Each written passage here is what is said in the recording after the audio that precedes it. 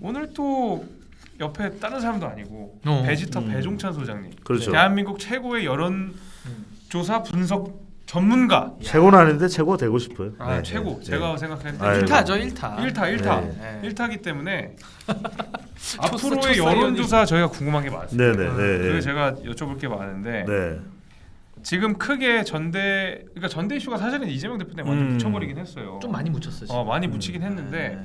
그래도 불구하고 크게 지금 전대에서 불거졌던 이슈는 크게 두 가지인 것 같아요. 하나는 그 김기현 의원의 KTX 논란과 울산 그다음에 땅. 장예찬 후보의 뭐 웹소설 논란, 이게 두 가지인데 제 개인적인 생각을 먼저 해보면 일단 이재명 대표의 체포동의안 부결 이슈 때문에 전당대회가 거의 묻혀서 이 리스크들이 사실은 저는 지금의 어떤 이 말하자면 순위에 영향을 줄 것 같지는 않거든요. 그렇죠. 네. 가장 큰 이유가 우리가 이슈라는 거는 관심도잖아요. 관심도. 그러니까 관심도가 높을 때 판이 변하는 것이거든. 근데 지금 판이 변하기에는 기존의 이 판에서 별로 달라지는 관심이 없는 거예요. 그러니까 이제 천하람 바람이 더 불려면 좀 천하람 쪽으로 뭔가 관심도가 주목도가 있어야 되는데 그 사이에 이준석 전 대표가 또 많이 등장을 해버렸단 말이에요. 그게 또 천하람 바람이 천하람 쪽으로 주목이 되기엔 좀 희석이 돼버려서 상세가 돼버렸어요. 또 하나는 뭐냐면 우리가 어떤 이슈가 어떤 선택에 결정적으로 되려면 그 성격이 지배되는 이벤트라 해야 되거든. 근데 지금 가령 김기현 후보와 안철수 후보 이렇게 이제 당권이 아니라 대권 도전이다. 그러면 김기현 후보는 일어서기 힘들 거예요. 근데 그게 아니라 김기현을 선택하는 전당대회가 아니야. 이거는 윤석열 대통령에게 힘 실어줄까 말까인데 최근에 더 쏠려버리는 건 누구 때문? 누구의 역량? 이재명 변수예요. 이재명 변수가 등장하니까 이제는 다른 거 생각 안 해. 당원들은 결집하자. 그래서 무슨 얘기를 하고 싶으냐면 이번에 체포동의안 표결에도 더불어민주당은 결집을 안 했는데 국민의힘은 결집했잖아요. 맞아요. 국민의힘은 결집해. 이것도 일종의 전당대회 현상이기도 하고 이재명 변수의 반사작용이라고 볼 수 있는 것이거든. 그러니까 김기현 땅 문제가 아니라 이거 빨리 이제 끝내자. 그래서 지금 최고위원도 친윤 쪽으로 가고 있거든. 그런 이유가 이재명 변수가 등장하면서 지금 국민의힘 전당대회까지도 영향을 주고 있다. 내가 칼럼을 썼어요. 차기 국힘 당 대표는 이재명이 결정합니다. 이재명이 변수 때문에 결선 투표. 그래서 이제 우리 신인기 변호사나 김재승 위원장은 어떻게 판단하는지 모르겠는데 저는 결선 안 갈 것 같아요. 자, 이 상태로라면. 그래도 좀 어떻게 천하람 후보랑 소통도 좀 하고 캠퍼스 사정을 잘 알고 계시니까 좀 어떻게 보십니까? 저는 근데 사실 저는 결선을 간다고 봅니다. 간다. 왜냐하면 이게 울산 땅 의혹이 사실 전대를 다 덮은 것도 맞고 또 이재명이 지금 부결 나오면서 또 국민의힘 전당대가 좀 묻힌 것도 맞거든요. 그렇죠. 둘 다 맞는데 저는 그래도 황교안 그 후보를 통해서 울산 땅 의혹이 전당대회로 휩쓸었기 때문에 저는 많은 분들이 황교안 후보에게 저는 그래 투표를 할 가능성이 좀 있다. 소위 말하는 전통적 지지층들의 표가 갈리기 때문에 저는 그래서 일단은 결선까지는 간다라고 저는 보고요. 저는 천하람 후보 쪽에서는 조금 전략적으로는 한 두 가지 정도를 제가 짚고 싶은데 하나는 이준석 대표를 통해서 사실 초반에 분위기가 굉장히 업된 것도 맞아요. 그 엔진을 달고 사실 난 건데 그 이후에도 선거 전략은 한 번씩 바꿔줘야 되거든요. 왜냐하면 똑같은 전략으로 계속 가면 이미 노출이 됐기 때문에 더 이상의 반전이 안 나오면은 뭔가 이렇게 감동이 없는 거예요. 그래서 저는 사실은 초반에 그 4인 컷오프, 그 4명, 8명, 4명까지 컷오프 됐을 때까지는 이 대표 중심으로 이렇게 좀 가다가 어느 순간부터는 천하람이라는 후보가 본인의 개성과 본인의 메시지를 좀 더 강하게 내면서 뭔가 좀 이거 뭐지? 흥미롭네? 궁금하네? 이런 식으로 좀 갔었으면은 오히려 이 울산 땅 의혹에 맞먹는 천하람 신드롬이나 이런 것들로 좀 더 분위기를 업시킬 수 있었을 텐데 아무래도 뭐 룰도 너무 당신 100%인 것도 있었고 뭐 여러 가지 당내 사정들 때문에 그 프레임을 조금은 지금 약하게 만든 것 같아요. 그래서 저는 사실은 지금 이제 요 마지막 남은 일주일 동안에 전 천하람 후보가 조금은 승부수를 좀 던질 필요가 있다. 그래서 저는 이제 2등을 할 것 같은데 2등하는 게 지금 목표가 아니라 결국 1등을 해야 결선에서 이겨야 되는 거 아니겠습니까? 그렇다면 지금은 조금은 대변화가 필요하다. 그래서 변화를 통해서 뭔가 지금 이 균열을 전당대회 과정에서 이대로 대선언이 굳어지는 게 아니라 뭔가 균열을 내야 된다. 아하. 저는 그런 생각을 좀 하고 있습니다.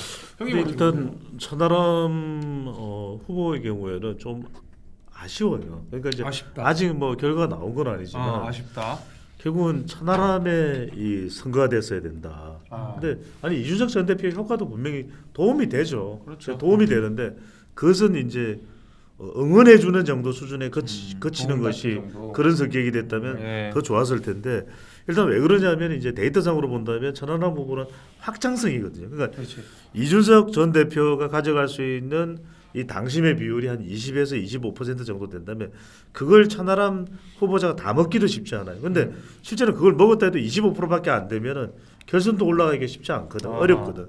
그렇다면 완전히 좀 이 선거의 성격 자체를 다르게 가져가야 됐었다. 첫 번째는 뭐냐면은 윤핵관이나 윤석열 대통령 쪽으로 정조준을 해버리면 그건 당원들도 굉장히 고민스러울 거예요. 그래서 저는 오히려 김기현 후보자, 그러니까 황교안의 그 저격수를 사실은 천하람이 물었어야 되는 거예요.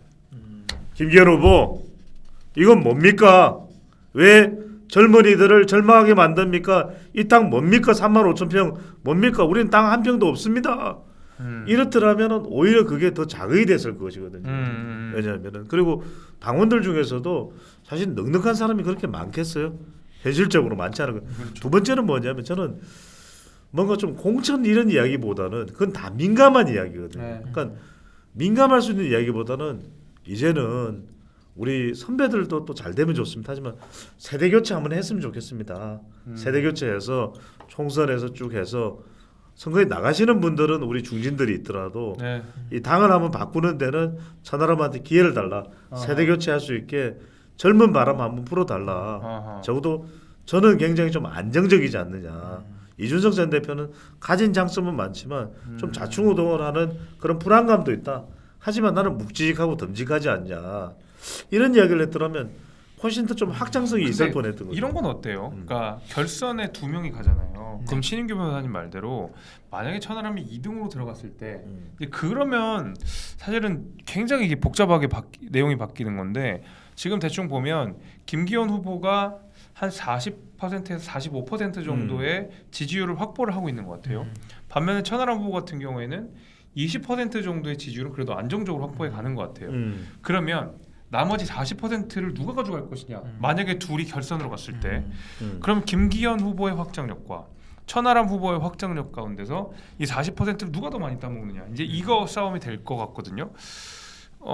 그랬을 때 만약에 천하람이 그 40 가운데서 30을 먹는다 그러면 뭐 아슬아슬하게 가능성이 있지도 않겠어요, 형님? 결선이라는 제도가 있기 때문에. 요거는 제가 짧게 말씀드리고 또 우리 신인규 변호사 쪽으로 넘어가면 좋을 것 같은데 우선은 저는 옮겨갈 표가 많지 않다. 천하람 많지 쪽으로. 않다? 왜 그러냐면은 결국은 결선에 천하람이 올라간다면 일단은 안철수 후보의 표를 먼저 가져와야 될 거예요. 그다음에 이제 그다음에 또 이 황교안 표를 가져올 수 있다면 더 가져와야 될 거예요. 그렇잖아요. 근데 황교안 표가 오기는 참 힘들 거예요. 그렇겠지. 성격상. 맞아요. 성격이 오히려 안 맞아. 황교안 표는 아무리 이 땅 문제로 싸웠다 하더라도 약간 이 당원들의 성향하고 따져보면은 그래도 오히려 김기현 쪽에 가까울 수 있어요. 윤석열 대통령이나 그렇겠네. 전통적인 이 보수 성향을 기준으로 한다면 그러면은 적어도 안철수 표는 다 가져와야 그래도 한번 승부라도 한번 해볼 수 있는데 일단 여기에 뭐냐면 서로 간에 이 두 가지는 있어야 돼. 인간적인 유대감이나 그다음에 정책적인 유대감이 있어야 되는데 이게 별로 없어요. 그다음에 또 하나는 뭐냐면 이준석 전 대표가 이 노원에서 안철수 후보자와의 이 나쁜 추억, 이른바 앙금이 있잖아요. 이게 해소가 되지가 않을 거예요, 쉽게. 그렇다면 적어도 어떤 선택을 할 수밖에 없냐면 안철수 후보자가 결선에 못 올라간다면 뭐 더 적극적으로 나서서 전략적으로 천하람 후보자에게 투표하기보다는 투표를 아예 안 할 가능성이 있는 거죠. 그럴 수도 있겠네요. 그래서 이제 지금 딱 근데 최근에 막 이런저런 뭐 찌라시부터 시작해서 이런 내용들이 많이 들잖아요. 뭐 여론조사가 어떻게 나왔니, 내부적으로 돌려내는 어떻게 했다느니 이렇게 있었는데 최근에 그러니까 지금 천하람 후보가 뭐 2등으로 나오는 것도 있고 막 그 2, 3, 4등은 오차범위 밖으로 2등인 경우도 많고. 그 2등 경우도 있고 또 한편으로는 그 공천 얘기라든지 이런 것들이 나왔을 때 오히려 김기현 후보의 수도권에서는 김기현 후보의 지지율이 올랐다는 얘기도 있어요. 그런 얘기들도 좀 있어서 근데 저는 예측이 안 돼. 예. 저는 근데 사실 아까 뭐 세대 교체 그런 얘기도 하셨지만은 저는 일단은 지금 천하람 후보가 굉장히 저는 나름 선전하고 있다고 봐요. 정말 이렇게 단기간에 그렇죠. 당원들 대상으로 해서 올라오는 거 쉬운 일 아닌데 저는 본인의 경쟁력은 충분히 입증했다고 보고 그런데 결국 모든 선거라는 게 2등을 하기 위해서 나오는 선거는 없잖아요. 그렇지. 나오면 무조건 이기기 위해서 우리가 선거를 하는 건데 저는 당원 100%라는 룰이 천하람 후보한테는 굉장히 불리한 룰입니다. 근데 그걸 알고 나왔거든요. 그렇다면 저는 당원 100% 룰에 맞는 전략을 좀 써야 된다. 좀 그 생각을 해요. 왜냐하면 이게 민심이 10%, 20%, 30%라도 섞여 있었더라면은 민심 조사가 매주 나왔을 거예요. 근데 지금은 이제 민심 조사 안 나오지 않습니까? 그리고 간혹 나오더라도 사람들이 민심 조사는 안 봐요. 그냥 당원들 대상으로 뭐 아무래도. 하는 지지도 물론 뭐 정확하진 않지만 그 당심만 지금 주목을 하고 있기 때문에 민심이 견인해주는 효과를 지금 천하람 후보는 못 누리고 있다. 그렇다면은 전 어차피 당신 100%인 거 우리가 알고 출마를 이제 천하람 후보 했다 그러면은 맞춤 전략이 뭐냐? 당연히 이준석 대표의 도움을 받아야만 합니다. 저는 그건 당연한 전제라고 보는데 그것만 갖고는 1등을 못 해요. 왜냐면 당원들은 다 지금 이준석 대표만을 좋아하는 건 또 아닌 분들도 있으니까. 그렇다면 진짜 많죠. 그렇다면 저는 오히려 선거 전략 쪽에서는 이준석 대표 쪽에서 뭔가 이렇게 바람을 이는 에너지원으로 쓴다면 또 한켠에서는 당의 원로들도 있잖아요. 그럼 원로들이나 이런 분들의 좀 지지, 그러니까 쉽게 말하면 김기현, 안철수가 둘이 초반에 매일 싸웠거든요. 그러면서 한쪽은 막 알바 동원하고 한쪽은 막 울산 땅 얘기 나오고 둘 다 지긋지긋하다. 그러니까 예를 들면 이재호 고문 같은 경우는 뭐 어느 방송에서 지금 당원들 중에 정상인이라면은 천하람을 찍을 수밖에 없다. 막 이런 얘기도 했었거든요. 그렇다면 저는 그런 생각을 갖고 있는 전통적 당원들을 조금 더 이렇게 붙이는 전략, 아니면 그런 원로들을 좀 찾아가서 그런 원로들의 좀 지지랄까 이런 걸 좀 끌어내는 전략. 좀 이런 것들을 썼으면 어떨까 하는 좀 그런 아쉬움은 있습니다 사실은. 근데 아직 시간이 좀 있기 때문에 조금 더 이런 당신 100%라는 룰에 맞게 조금 전략을 더 써서 일단은 당원들 중에서 더 많은 분들의 표심을 갖고 와야 된다. 근데 저는 아까 말씀하신 대로 세대 교체로는 저는 우리 당에서 지금은 많이 안 통한다고 봅니다. 왜냐하면 기존 당대표 체제에서 많은 분들이 불안감을 느꼈고 그 불안의식이 아직도 있기 때문에 이 상황에서 또 제가 세대 교체 한번 해보겠습니다라고 한다면은 그게 이렇게 당원들이 동의를 해주진 않을 거예요. 그래서 저는 당신 100%라는 룰 자체를 좀 더 생각을 하면서 남은 전략을 좀 써야 된다. 그래서 저는 하나만 저도 제안을 좀 하자면은 오히려 김기현 체제 하에서는 총선에서 결과가 굉장히 어려울 것이다라는 그런 위기감, 전 이거를 좀 더 강조를 해줬으면 좋겠어요. 그러니까 뭐 김기현 대선은 좋다, 그대로 가면 우리 그럼 총선 어떻게 되느냐에 대한 위기론을 좀 더 얘기를 하는 것이 남은 시간에는 좀 더 좋은 전략이 되지 않을까, 저 그렇게 생각을 합니다. 오케이, 알겠습니다. 일단 사실 이제 아직까지는 뭐 여론조사가 다 오차범위 내고 보니까 되게 표본이 그렇죠. 적더라고요. 400명, 500명 이렇게밖에 안 되던데. 방금 전에 이제 총선의 위기감 그 부분이 네. 이재명 변수하고 맞닿아 있는 건데 지금 현재 이재명 변수가 부각이 많이 안 됐더라면 국민의힘 대통령의 지지율도 높지 않은 편이고, 네. 그러니까 총선에 대한 위기감이 있을 수밖에 없어요. 네. 그러면은 천하람 후보자에 대한 존재감이 더 부각되겠죠.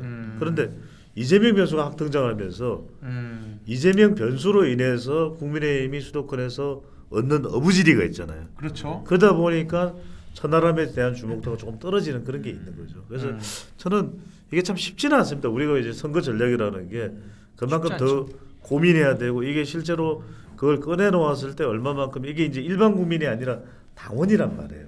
그래서 이게 참 쉽지가 않은 게 일반 국민들 같으면 좀 세몰이나 바람을 더 몰 수가 있는데 당원들의 성격은 그래도 당이 잘 돼야 되는데 그렇지. 이게 상당히 또 강하고 아까 이야기했듯이 이제 이게 당원 100%가 그만큼 힘든 게 국민 여론조사가 30%만 있어도 국민 여론조사에서 이걸 이제 국민의힘 지지층이 아니라 국민 여론조사는 그걸 오롯이 다 포함한다면 천하람 1위 이게 사실 당원들을 움직여줄 수가 있어요. 천하람이 40-50% 나왔을 그렇죠. 겁니다. 많이 민심으로 반영해서 했다. 그런데 최근에 나오는 그런 조사 결과 CBS 노컷 뉴스나 또 조원시애나의 조사를 보면 천하람이 한 10% 돼요. 그러니까 그런 지표를 보면 조금 더 이렇게 동력을 타기가 이런 이 결과 자체도 밴드웨거닝 형태로 영향을 주거든.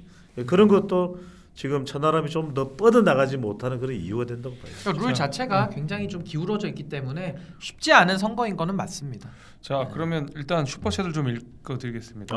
아유, 우리 네. 당권 아이고. 얘기하니까 갑자기 좀 빠지시는 분들이 무더기로 생기시네. 아유, 관심이 많이 좀 없으신가 보죠. 약간 들으면 짜증 나거든. 아. 우리끼리 싸우는 느낌이라. 그렇죠. 자 보물사냥 우리 대표님. 어우, 우리 대표님께서 천하람 아이고. 당대표를 지지하시네. 용인. 아, 네. 감사합니다. 감사합니다.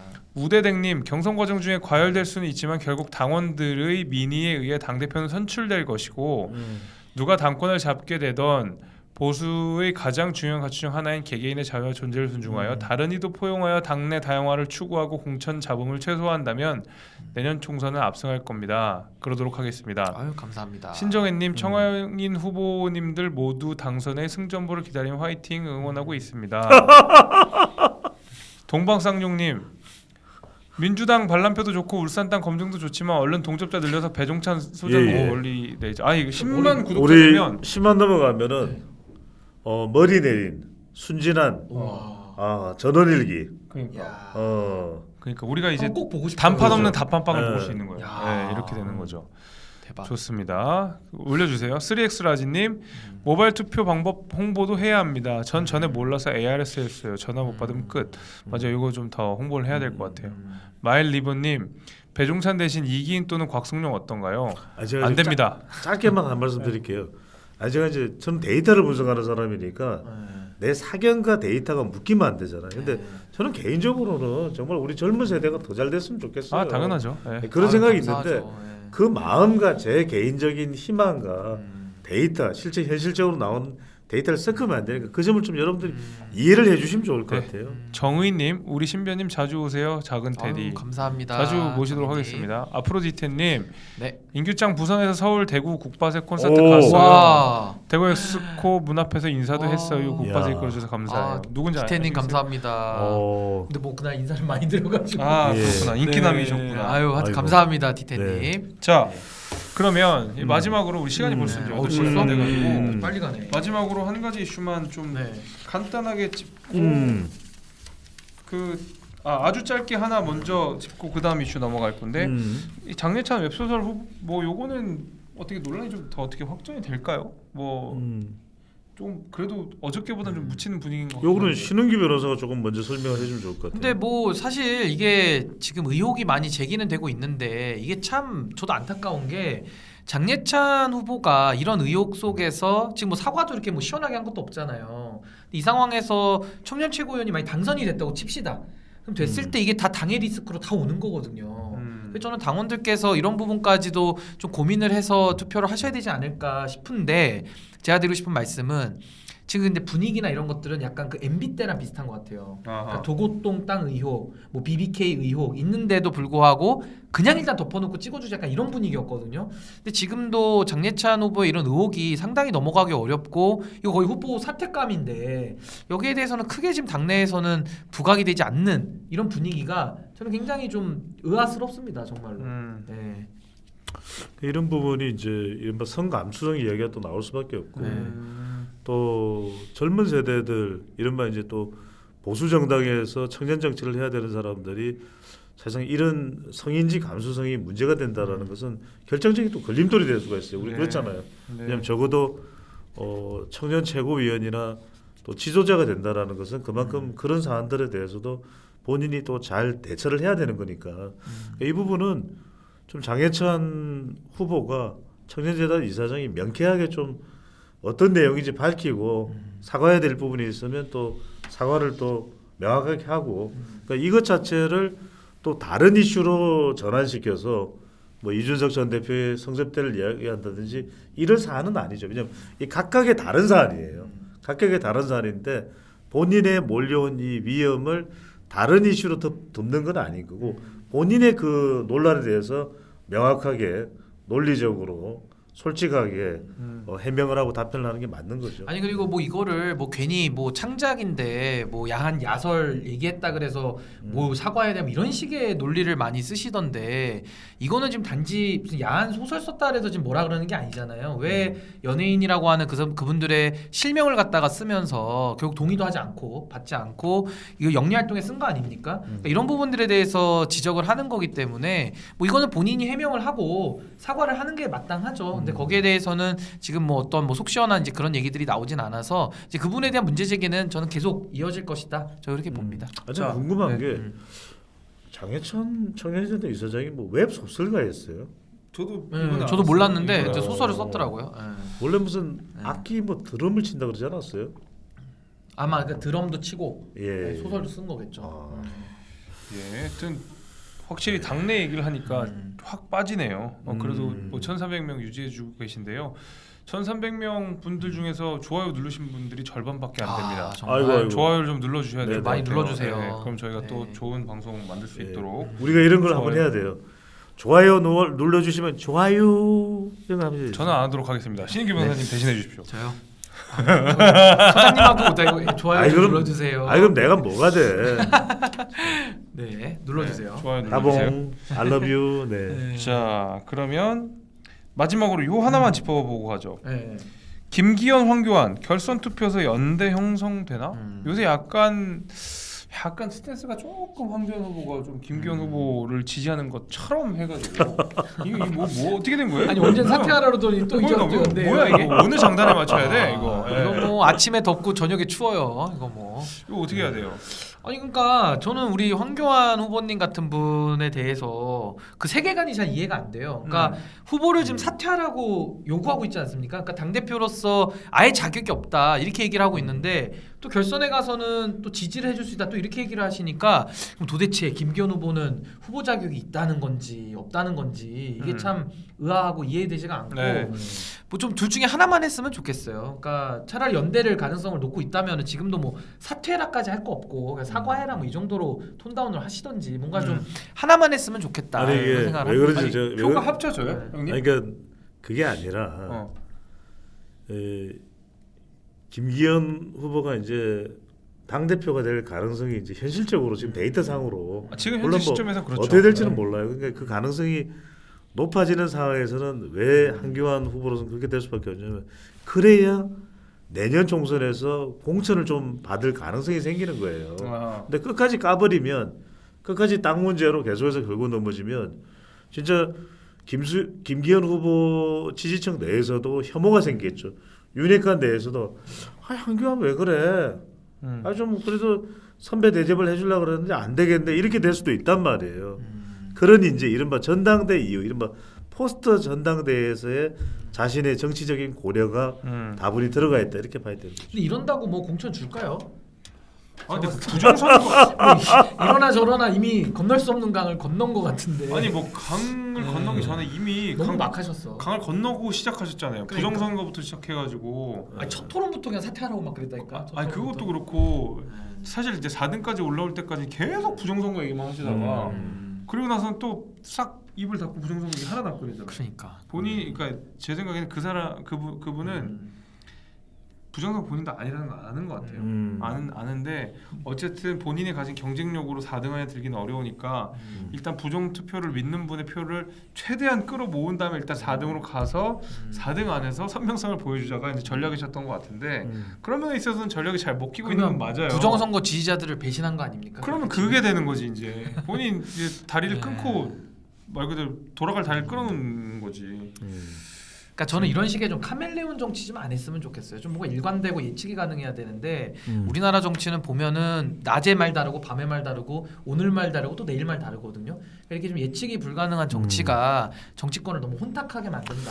저 그런 생각이 듭니다. 신익기 교수 그 이야기하니까 또 이 배우 박영규의 카멜레온 노래가 생각나네요. 네. 한 소절. 카멜레온 찾아가겠습니다. 네. 아이고. 감사합니다. 감사합니다. 너무- 제가 너무- 뭐 어떻게 너무- 반응을 해야 될지 모르겠어요. 너무 정색을 하네. 아 예. 네. 그 노래 저도 아는데. 예. 예. 예. 네, 우리 네.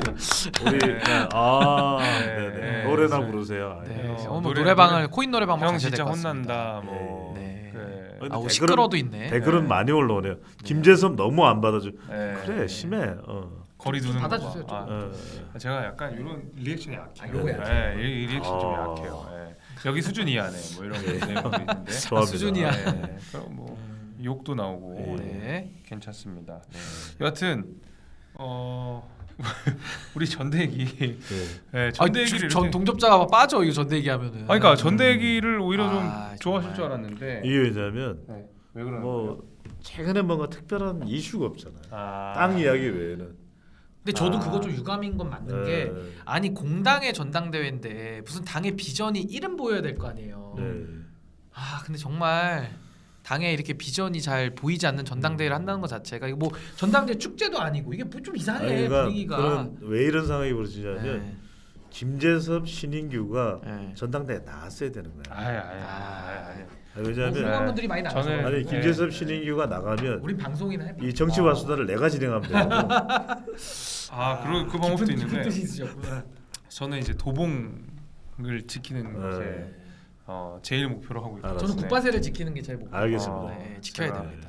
네. 도봉에서 저를 만나시면 네. 근데 제법 제가 도봉에 있다 보면 음. 저 정치와 수다 봐요 이런 분들 많아요. 그러니까 꽤 많아요. 진짜. 나도 외부에서 이게 우리가 다시 보기에는 조회수가 또 더 네. 주목을 할 수가 있기 그쵸. 때문에 아. 많은 분들이 또 이게 계속해서 우리 걸 봐주시고 또 이게 인상적인가 봐 굉장히 각인되는 효과가. 아니 저도 성내청 걸어다니고 하면은 거기서도 지나다니시는 분들이 어. 옛날에 정치수다 봤다고 그렇지. 많이 얘기도 해주셨어요. 아니 그리고 이게 정치와 수다가 많이 또 봐. 신기한 게 뭐냐면 그 여성분들이 많이 보세요. 아. 여성분들이 굉장히 많이 보세요. 우리가 위원장님 덕 아닙니까? 제 덕은 아니고 성문이 형 덕이 아니고 아. 성문이 형과 뭐 이렇게 했는데 이게 그러니까 원래 정치 채널은 주로 남성 구독자가 80%막 이렇거든요. 맞아. 근데 어. 여기는 약간 그 젊은 40대, 그렇지. 50대 어. 분들이 좀 많고 60, 70대가 아니라 여성분들이 내 외모에 빠질 수 있어요. 한번 빠지면 또 못 나오는. 못 나오죠. 야. 헤어나질 못해. 네. 나가는 문이 없거든요. 그렇죠. 네. 장건 조심해서 빠지십시오. 예, 못 네네. 나갑니다. 자 나무님이 나가는 문은 백성문이죠. 아이고, 아이고. 네. 자 제가 마저 읽어드리겠습니다. 네네. 타구님 배 소장님 할 거 다 해놓고 사과하시면 안 돼요. 아이고, 안 하고 아이고. 사과를 하셨어야죠. 네네. 예. 아이고 타고님 감사합니다. 네, 타구님 유효적절한 말씀을 해주셨습니다. 음. 나무님 가스라이팅 그만. 이준석 천하람 이간기 쓰지 아. 마세요. 이제 와서 당심 위주로 선거 전략 바꾸라느니 어떡해요. 저 더 이상 못 듣겠어요. 이용하고 버리는 말 같네요. 요거는 좀 잘 설명해 됩니까? 그럼요. 전혀 그런 의도가 아니에요. 그러니까 네. 누굴 이용하고 버리라는 그런 관점이 아니고. 상처가 많아서 그런 아니 거예요. 다 그러니까 예민해. 그러니까 예민하실 수는 있고 저도 예민합니다 사실은. 근데 그런 뜻이 아니고 당신 100%라는 선거 룰을 알고 들어왔기 때문에 알고 들어왔다면 거기에 맞는 전략이 저는 맞춤 전략이 필요하다. 그렇게 해야 오히려 더 천하람 후보가 득표율도 높아지고 그게 또 예. 이준석 대표님 응원하시는 분들인데 그게 또 이 대표님한테 좋은 거예요. 그러니까 전략적 차원에서 얘기하는 것이지 누가 누구를 이간계하거나 이간질할 의도는 전혀 없습니다. 그럴 필요도 없고요 사실은. 네, 전략적인 얘기입니다. 여하튼 오늘은 벌써 8시가 훌쩍 넘어가지고 그러네요. 오늘은 네. 여기까지 예. 저희가 하고요. 끝입니까 이제? 네, 끝이에요. 아 그래요? 금방 끝나요. 예, 말하다 보면 금방 끝나요. 금방 가네 시간이. 그래서 다음 주 원래는 사실 오늘 우리가 신규 변호사님한테 한동훈 장관이 읊었던 혐의들 이런 내용 그거 얘기해야 되는데. 그걸 좀 하려고 그랬는데 한동훈 어떻게 장관 하다 이야기를 좀 했어야 되는데 그죠? 한동훈 그러니까- 장관의 그 15분 그 체포 동의안 설명 내용이 굉장히 인상적이었어요. 굉장히 인상적이었고 저도 그 얘기를 아까 한다는 게 좀 예. 잊어버렸는데 그거를 제가 운전을 하면서 그 유튜브로 들으면서 왔거든요. 들으면서 했거든요. 그래서 굉장히 일목요연하게 잘 정리를 해놨고 한동훈 장관이 정말 이재명 대표를 그 딱 의식을 했다는 게 느껴졌어요. 그러니까 물적 증거와 인적 증거를 고루고루 이야기를 했고 예를 들면 지금 구속의 필요성에 대해서도 굳이 설명을 좀 길게 하더라고요. 그렇죠. 네, 뭐 예를 들면 재벌 그 총수들이나 기업 대표들이나 박근혜 전 대통령도 뭐 이러이러한 것 때문에 구속을 했다. 그러니까 뭐냐면은 그것이 증거인멸이나 도망의 우려가 아니라 범죄의 중대성 차원에서 판단을 할 문제다. 구속 여부를 그걸 이제 강조한 거죠. 근데 조목조목 이게 뭐 중언부언 안 하고 정말 제가 봐도 저도 나름 칼럼을 많이 쓰는 사람인데 굉장히 이 글 자체에 네. 글에 힘이 있어요. 그래서 글 잘 쓰구나. 근데 이야기를 들어보니까 직접 썼다 그래요. 글을 직접 썼다 그러는데 정말 명문은 명문. 아니 근데 심플한 게 사실 구속의 필요성 얘기하는 건데 뭐 도주 우려라든지 뭐 증거인멸 우려 이런 것들이잖아요. 뭐 범죄 혐의의 중대성 이런 건데 이재명 대표 그냥 한마디로 끝낼 수 있어요. 본인이 과거에 박근혜 대통령을 향해서 구속 수사가 필요하다 이렇게 얘기를 했거든요. 그렇죠. 그러니까 그럼 박근혜 대통령이 왜 그러면 당시 구속을 당해야 됩니까? 그러니까 구속의 사유가 필요하다는 것은 대통령인데 어딜 도망가요? 근데도 구속 수사 필요하다고 본인이 얘기했기 때문에 지금 그 뱉었던 말이 본인한테 지금 다 돌아오고 그렇죠. 있다 이렇게 봅니다. 그리고 두 사람도 이제 법을 또 전공했고 또 법조인인데 사실 불체포 특권은 없어져야죠. 이게 외국 사례에서도 미국의 경우에는 연방법에 불체포 특권이 나와 있지만 사실상 형사 범죄는 불체포 특권이 적용이 안 돼요. 그리고 프랑스도 불체포 특권이 있지만 여러분들 지식을 위해서 짧게만 95년에는 이게 또 축소됐거든요. 맞아요. 축소됐고 실제 의장단 프랑스 의회의 의장단이 22명의 그 동의만 있으면 또 불체포 특권을 가져갈 수 없는 것이고 일본의 경우에 우리와 비슷하게 불체포 특권이 있는데 일본이 뭐 방탄국회한다는 이야기 들어봤어요. 또 그렇죠. 일본이 불체포 체포 동의안이 올라와서 부결됐다는 그런 뉴스 접해봤어요. 그게 없어요 거의. 그리고 이제 영국의 경우에 사실 왕권을 경제하기 위해서 불체포 특권이 거의 최초로 생겨났었잖아요. 근데 네. 영국도 지금은 다 불체포 특권이 남용되지 않도록 또 의회에서 자율적으로 규제하는데 여기서 중요한 게 뭐냐면 이게 이재명 대표의 경우에는 성남시장 시절에 있었던 범죄 혐의로 구속영장이 선고된 거잖아요. 근데 다 불체포 특권인 게 뭐예요?